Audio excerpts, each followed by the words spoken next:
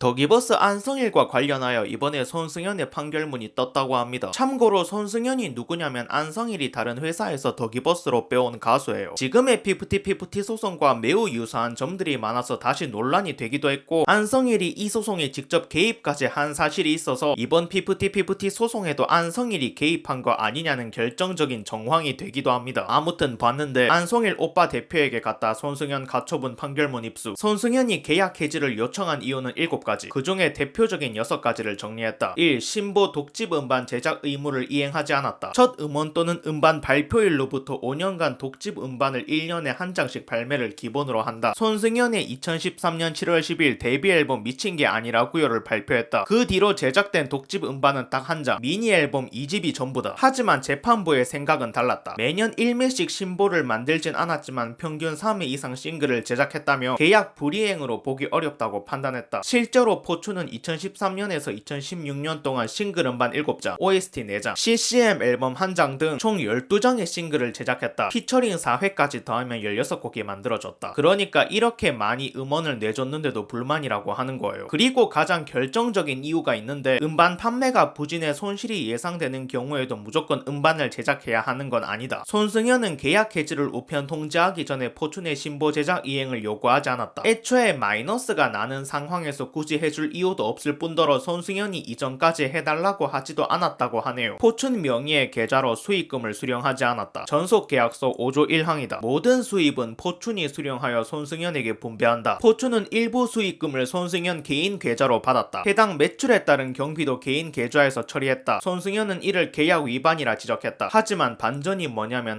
포춘은 손승연 개인 계좌를 이용한 건 방송사 관행이었다. 당시 KBS나 MBC 등 방송사는 가수 출연료를 개인 계좌로 직접 송금했다. 방송국 관계자는 일부 기획사가 출연료를 먹튀하는 경우가 있었다면서 그런 일을 방지하기 위해 가수 계좌로 직접 보냈다고 설명했다. 방송국은 아티스트 입장 생각해서 개인 계좌로 돈 보낸 건데 헛다리 짚은 거지. 기껏 배려해준 방송국 입장만 존나 뻘쭘해진 거죠. 연예 활동 지원하지 아니하거나 방해하였다. 손승연은 포춘이 외부 행사에서 헤메스를 지원하지 않았다고 주장했다. 본인 의상으로 행사 무대에 섰다는 것. 통장 지출 내역에 따르면 포춘은 방송 활동 시 헤메스 비용으로 각각 30만원씩 총 90만원을 썼다. 지방 행사의 경우 미용실에서 따로 받고 갔다. 포춘은 손승연의 행사 출연료는 3,400만원 정도라며 손승연에게 더 많은 수익이 돌아갈 수 있도록 합의하에 비용을 줄인 것이라고 항변했다. 이것도 억지. 포춘이 정산 의무를 불이행하였다. 손승연은 5조 6항에도 문제를 제기했다. 매월 말일자로 정산해야 하며 구체적인 정산 자료도 제공해야 한다는 약속을 지키지 않았다고 주장했다. 포춘은 재판부에 이메일 정산서 기록을 제출했다. 2013년 2회, 2014년 7회, 2015년 9회, 2016년 6회 정산서를 제공한 사실이 확인됐다. 이건 대놓고 구라친 거 아니냐. 정산 자료 줬는데도 안 줬다고 하네. 뮤지컬 출연에 대한 지원을 거절하거나 방해했다. 이거는 카톡 내용 보는 게 더 이해하기 쉬우실 거예요.